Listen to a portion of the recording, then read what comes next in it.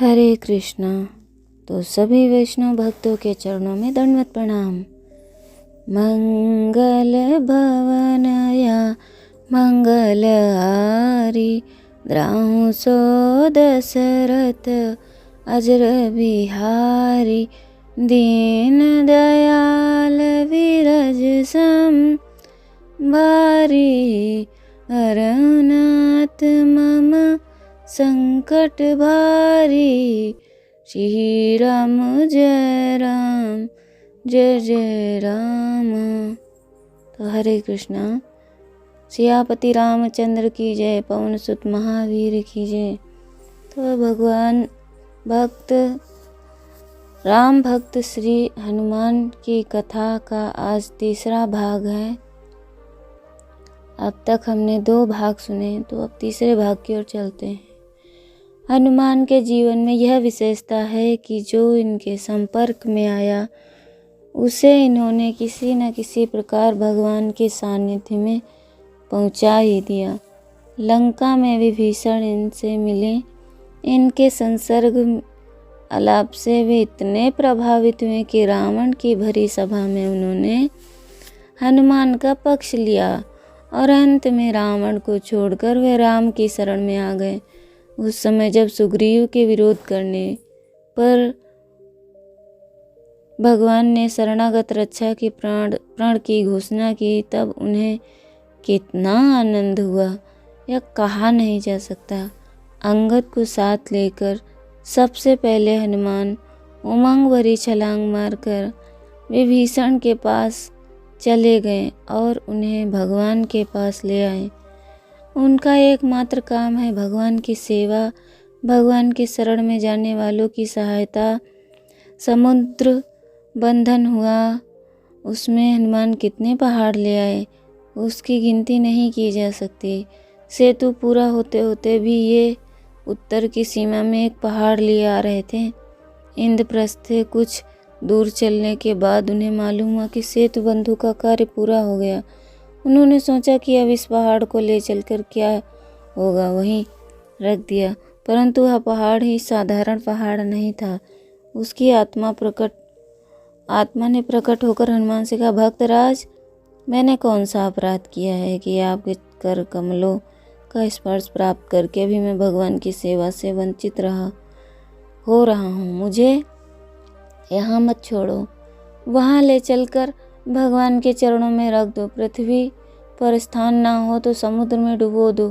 भगवान के काम आओ तो जीवित रहना अच्छा, नहीं तो इस जीवन का क्या लाभ। हनुमान जी ने कहा, गिरिराज, तुम वास्तव में गिरिराज हो। तुम्हारी यह अचल निष्ठा देखकर मेरा मन में आता है कि मैं तुम्हें ले चलूं, परंतु भगवान की ओर से घोषणा की जा चुकी है कि अब कोई पर्वत ना लावे। मैं विवश हूँ, परंतु मैं तुम्हारे लिए भगवान से प्रार्थना करूँगा। जैसा वे आज्ञा देंगे वैसे मैं तुमसे कह दूँगा। हनुमान भगवान के पास गए। उन्होंने उसकी सच्चाई और प्रार्थना भगवान के सामने निवेदन की। भगवान ने कहा, वह पर्वत तो मेरा परम प्रेम पात्र है, उसका तुमने उद्धार किया है। जाकर उससे कह दो कि द्वापर में मैं कृष्ण रूप में अवतार लेकर उसे अपने काम में लाऊंगा और 7 दिनों तक अपनी उंगली पर रखकर ब्रजजनों की रक्षा करूंगा। हनुमान ने ब्रजभूमि में जाकर गोवर्धन से भगवान का संदेश कहा। हनुमान की कृपा से गोवर्धन गिरी भगवान का परम कृपा पात्र बन गया। भगवान की नित्य लीला का परिकर हो गया। सुबेल पर्वत भगवान सैया पर लेटे हुए थे। सुग्रीव की गोद में उनका सिर था। अंगद चरण दबा रहे थे। धनुष और तुरीण अलग बगल पड़े हुए थे। लक्ष्मण पीछे की ओर वीरासन से बैठकर भगवान को देख रहे थे। भगवान अपने हाथ में बाण लेकर सहला रहे थे। भगवान ने चंद्रमा की ओर देखकर पूछा, भाई, अपनी अपनी बुद्धि के अनुसार तुम लोग बताओ कि यह चंद्रमा में श्यामता कैसी है। सुग्रीव, विभीषण, अंगद आदि ने अपने अपने भाव के अनुसार उसके कारण बताए। सबके पीछे बैठे हनुमान ने कहा, प्रभु, चंद्रमा आपका सेवक है, आपका भी उस पर अनंत प्रेम है। वह आपको अपने हृदय में, चंद्रमा के हृदय में श्याम सुंदर रूप में दिख रहे हैं। भगवान हंसने लगे, सबको बड़ी प्रसन्नता हुई। कहा हनुमंत सुनहु प्रभु ससी, तुम्हारे प्रिय दास, तब मूर्ति विदुर बसती, सोई श्यामता बास।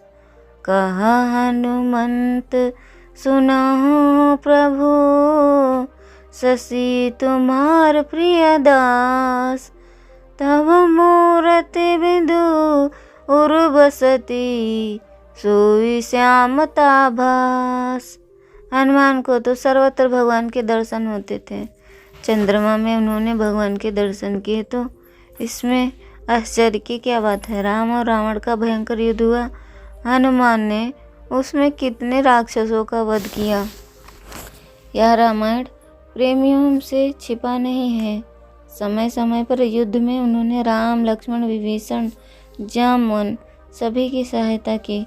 मेघनाद से युद्ध करते समय लक्ष्मण को बड़ी भयंकर शक्ति लग गई, वे रणभूमि में ही मूर्छित हो गए। मेघनाद और उसके समान अनेक सैनिकों ने मिलकर चेष्टा की कि लक्ष्मण को उठा ले चलें, परंतु वे सफल न हुए। लक्ष्मण को जमीन पर उठा न सके। हनुमान ने कहा अनायास ही उठा लिया और राम के पास ले जाए।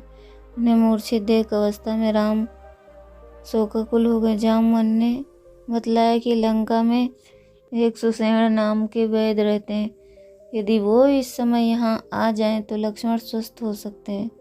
हनुमान ने लंका की यात्रा कर दी। उन्होंने सोचा कि शत्रु पक्ष का वैद्य है, शायद रात्रि में ना आवे, इसलिए उसका मकान ही उखाड़ ले चले। ऐसा ही किया। सुषेण ने राम सेना में आकर लक्ष्मण को देखा और बताया कि द्रोणाचल से यदि आज रात भर में औषधियाँ आ जाएं तो लक्ष्मण जीवित हो सकते हैं। हनुमान ने भगवान का स्मरण करते हुए द्रोणाचल यात्रा की। यह समाचार रावण को मिल गया था। उसने काल ने एक दैत्य से मिलकर ऐसा षड्यंत्र रचा कि हनुमान को मार्ग में ही अधिक समय लग जाए और वे कल सूर्य उदय के पहले यहाँ न लौट सकें।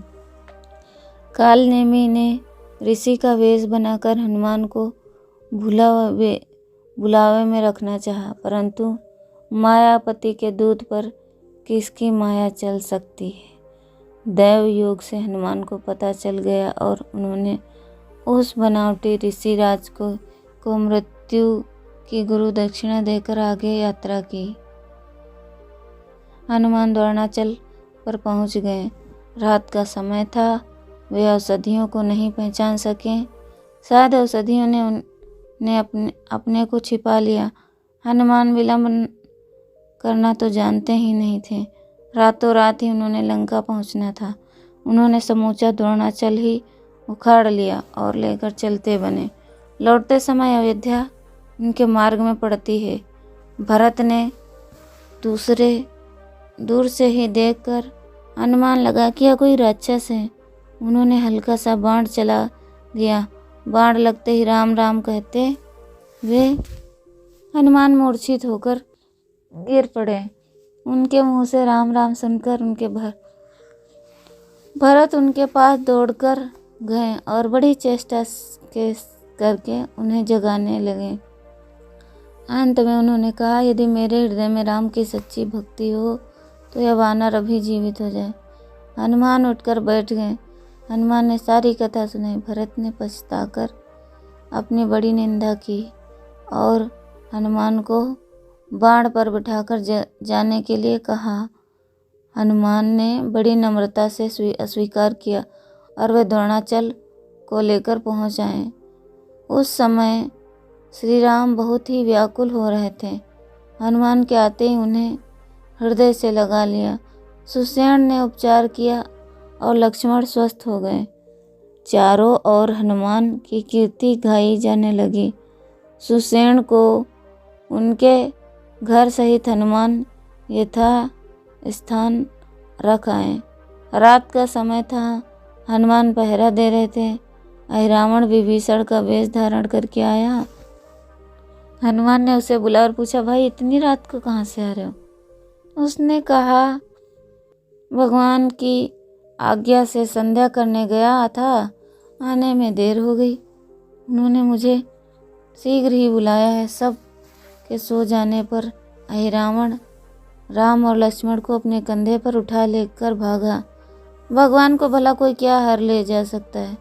लक्ष्मण को तो सोते ही नहीं थे, परंतु जब प्रभु को अपने भक्त की महिमा प्रकट करनी होती है तो वे साधारण मनुष्यों की भांति ही लीला करते रहते हैं। आज हनुमान की महिमा प्रकट करनी थी। वे चुपचाप अहिरावण के कंधे पे चले गए। दूसरे दिन प्रातःकाल सेना में बड़ा कोलाहल मचा। सुग्रीव, जामवन, विभीषण सबके सब व्याकुल थे। हनुमान ने यह घटना सुनाई। विभीषण ने कहा, यह अहिरावण की माया है, मेरा वेश और कोई नहीं बना सकता। हनुमान ने कहा, वह चाहे जितना ही बली हो, चाहे जितना भी गुप्त में रहता हो, मैं उसके पास जाऊंगा और उसका वध करके अपने प्रभु को ले आऊंगा। हनुमान ने यात्रा की। दैवयोग से मार्ग में कुछ ऐसी घटना घटी कि अहिरावण उन्हें नागलोक में ले आया। यह बात निश्चित रूप से मालूम हो गई। वहां जाकर हनुमान ने महल में प्रवेश करने की चेष्टा की, परंतु मकरध्वज ने रोक लिया और कहा कि तुम कौन हो, जानते नहीं हो? मैं महावीर हनुमान का पुत्र हूँ। चोरी से जाना चाहोगे तो मैं तुम्हें लोहे के चने चबवा दूंगा। यह सुनकर हनुमान जी चकित हो गए। उन्होंने कहा, भैया मेरा पुत्र तो कोई नहीं है, तुम कहाँ से टपक पड़े? मकरध्वज ने कहा, जब आप लंका जलाकर समुद्र में स्नान कर रहे थे तब एक मछली आपका पसीना पी गई, उसके गर्भ से पैदा हुआ हूँ। हनुमान ने उससे राम लक्ष्मण का पता पूछा। उसने कहा, मैं यहाँ कुछ नहीं जानता। आज मेरे स्वामी किसी की बलि दे रहे हैं, वहाँ किसी को जाने की आज्ञा नहीं। मैं आपको भी कुछ नहीं जाने दूंगा। युद्ध हुआ, एक से बढ़कर एक, बड़े बाप का बेटा बड़ा। अंत में हनुमान ने उसकी ही पूंछ बांध दिया और घुस गए मंदिर में। उनके चरणों का स्पर्श होते ही देवी जमीन में धंस गईं और वह मुंह भाकर देवी के स्थान पर खड़े हो गए। राक्षसों ने समझा कि देवी प्रसन्न होकर प्रकट हुई हैं। खूब पूजा की गई। आज की देवी जो कुछ फूल, फल, माला, अन्य वस्त्र आता उसे मुंह में ही रखने लगी।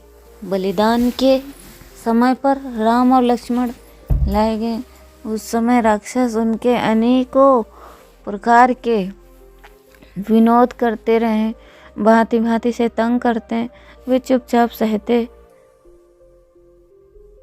सहते चूं तक नहीं करते।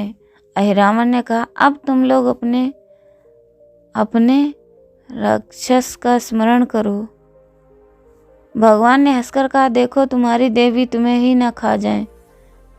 वह इस पर तलवार चलाने वाला ही था कि हनुमान गर्जना करके भगवान के पास पहुंच गए और उन्हें अपने दोनों कंधों पर बिठाकर उन्होंने अहिरावण के हाथ से खड्ग छीन लिया। अहिरावण और राक्षसों का संहार करके हनुमान भगवान को शिविर में ले आए। चारों ओर आनंद की ध्वनि और कोलाहल होने लगा। हनुमान की जय जयकार से दिशाएं गूंज उठी। हनुमान निरंतर राम के काम में ही लगे रहते हैं, अब भी लगे रहते हैं, परंतु यह बात युद्ध के समय की है। दिन भर कभी भगवान के पास और कभी उनसे दूर रहकर युद्ध किया करते और रात में भगवान के चरण दबाते हैं। उनसे धर्म की, प्रेम की अज्ञानता बस।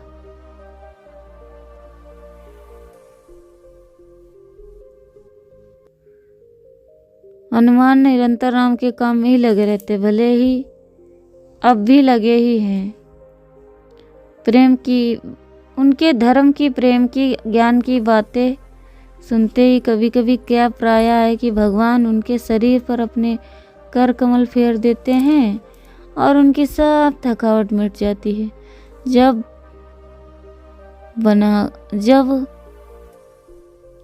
चार दीवारी बनाकर दरवाजे पर बैठ जाते और रात भर पहरा देते, तब पुनः प्रातःकाल होते होते युद्ध कोई कठिन काम आ पड़ता तो वे जामुन, सुग्रीव, अंगद सभी हनुमान की शरण लेते। रावण से युद्ध करते समय हनुमान ने उसको एक ऐसा घूंसा जमाया कि मूर्छित हो गया। उसने होश में आकर हनुमान की भूरी भूरी प्रशंसा की और स्वीकार किया कि जीवन भर में ऐसे वीर से कभी मेरा पाला नहीं पड़ा। यह बात थी कि रावण के वीर से कभी मेरा पाला नहीं पड़ा। यह बात भी रावण के प्रहार से लक्ष्मण मूर्छित हो गए थे। अपने पुत्र मेघनाद की भांति रावण ने भी चाहा कि इन्हें उठा ले चलूं। उसमें सारी शक्ति लगा दी और लक्ष्मण ना उठ सके। यह देखकर हनुमान दौड़े। रावण के बाणों से सारा शरीर छिद जाने पर वे लक्ष्मण के पास फूल के समान उठाकर राम के पास ले आए।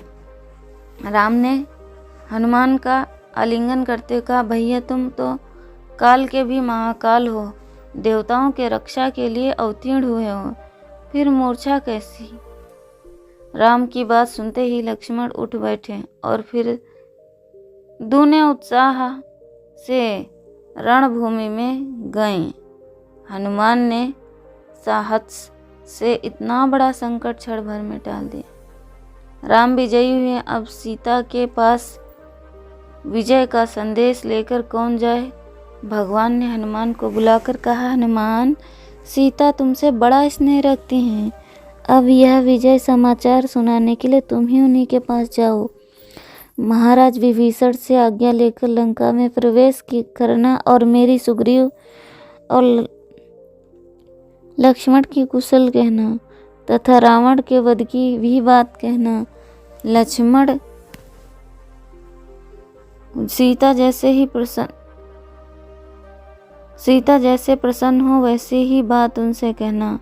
हनुमान ने लंका में प्रवेश किया। लंकावासी राक्षसों ने उनका बड़ा सम्मान किया।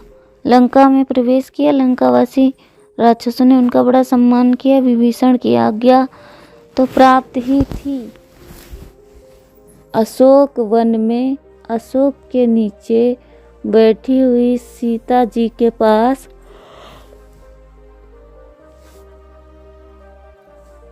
पहुंच गए। चरणों में साष्टांग दंडवत करके उन्होंने सारा वृत्तांत निवेदन किया। सीता एक क्षण कुछ नहीं बोल सकी। उनका कंठ हर्ष गदगद हो गया। उनकी आंखों में आंसू भर आए। सीता ने कहा, बेटा, मैं यह हर्ष समाचार सुनकर कुछ बोल न सकी। इसे अन्यथा मत समझना। इससे बढ़कर मेरे लिए सुखद संवाद और कोई हो ही नहीं सकता। मैं सोच रही हूँ कि इसके बदले तुम्हें क्या दूँ, क्योंकि आनंद की बात सुनने वाले को कुछ ना कुछ देने की प्रथा है। आनंद की बात संपूर्ण संपत्ति, संपूर्ण ऐश्वर्य दे दूँ, कुछ ना कुछ देने की प्रथा है। मैं तुम्हें त्रिलोक की संपूर्ण संपत्ति, समस्त ऐश्वर्य दे दूं तो भी मुझे संतोष नहीं होगा। तुम्हारे हृदय में सर्वदा भगवान की अनन्य भक्ति के अतिरिक्त और कौन है? जो ऐसी संपूर्ण स्नेहपूर्ण बात कहे। मेरे हृदय में युगल सरकार की स्मृति बनी रहे। उनके कर कमलों की छत्र छाया में रहूं, इससे बढ़कर और है ही क्या। जो आप मुझे देंगी, आप आज्ञा करें कि मैं आपकी क्या सेवा करूं। सीता जी ने कहा, मैं भगवान के दर्शन के लिए बहुत ही उत्सुक हूँ। अब एक क्षण की विलंब नहीं सहा जाता। हनुमान ने तुरंत वहां से यात्रा की और भगवान के पास पहुंच आए। उन्होंने कहा, सीता जी की प्रसन्नता उनकी दर्शनोत्कंठा को और प्रार्थना भगवान को सुनाई। भगवान ने विभीषण को आज्ञा दी कि सीता को ले आओ। भगवान राम, सीता, लक्ष्मण, सुग्रीव, विभीषण आदि के साथ पुष्पक विमान पर चढ़कर अयोध्या लौटे। प्रयाग में उन्होंने हनुमान को बुलाकर कहा, हनुमान, तुम अयोध्या जाकर देखो कि भरत क्या कर रहे हैं। मेरे वियोग में उन्हें एक क्षण के कल्प के समान जान पड़ता होगा। उन्हें मेरा समाचार सुनाना और उनका समाचार लाना। शीघ्र ही मेरे पास आ जाना। हनुमान ने प्रस्थान किया। अयोध्या में भगवान के लिए भरत कितने व्याकुल हो रहे हैं, इसका अनुमान कोई नहीं कर सकता। हनुमान ने उनकी दशा देखी हुए जटा का मुकुट बांधे कुश के आसन पर बैठे हुए उनका शरीर सूखकर कांटा हो गया था। आंखों से आंसू बह रहे थे और मुंह से निरंतर राम नाम का उच्चारण हो रहा था। वे इतने तन्मय थे कि उन्हें पता भी नहीं चला कि यहाँ कोई आया हुआ है। हनुमान ने स्वयं ही उनका ध्यान भंग करते हुए कहा, हनुमान ने स्वयं को उनका ध्यान भंग करते हुए कहा, जिनके विरह में आप दुखी हो रहे हो, जिनके नाम और जिनके विरह में आप दुखी हो रहे हो, जिनके नाम और गुणों की रटना कर रहे हो, वे ही देवता और मुनियों के रक्षक भगवान राम, माँ जानकी तथा लक्ष्मण के साथ सकुशल आ रहे हैं। हनुमान के वचन सुनते ही भरत के शरीर में नवीन प्राणों का संचार हो गया। उनका रोम रोम, उनका रग रग अमृत से सराबोर हो गया। उन्होंने झट ही उठकर हनुमान को अपने गले से लगा लिया। परिचय जानने पर तो उनके आनंद की सीमा ही न रही। उन्होंने बार बार भगवान राम की बातें पूछी और हनुमान ने भी कई बार कही। दोनों को अनंत आनंद हुआ अनुभव हो रहा था। भरत ने कहा, भाई, तुम्हें मैं क्या दूं? इसके बदले में देने योग्य और कौन सी वस्तु है? तुम्हारा ऋणी रहने में ही मुझे प्रसन्नता है। हनुमान उनके चरणों में गिर पड़े और उनकी प्रेम भरी बुरी बुरी प्रशंसा की करके बतलाया कि भगवान राम प्रायः ही आपकी चर्चा किया करते हैं, आपके सद्गुणों का बखान किया करते हैं, आपका नाम जपा करते हैं। भरत से अनुमति लेकर हनुमान वहां से लौट विदा हुए। भगवान का राम राज्याभिषेक हुआ। सभी को उपहार दिए गए। तो हरे कृष्ण।